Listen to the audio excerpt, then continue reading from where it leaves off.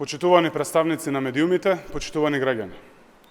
Социјалдемократскиот сојуз на Македонија останува посветена на интересите на граѓаните и носи решенија кои обезбедуваат унапредување на животниот стандард.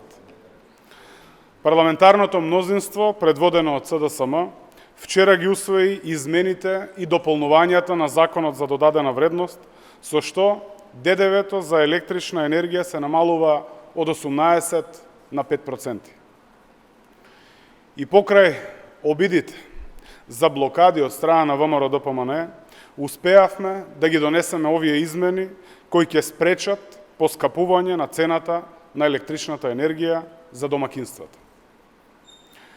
Успеавме да ги заштитиме семејните буџети од зголемувањето на цената на електричната енергија. Институциите, предводени од СДСМ, секогаш се на страната на граѓаните и работат за подобрување на животниот стандард. За нас, почитувани граѓани, зборот е збор.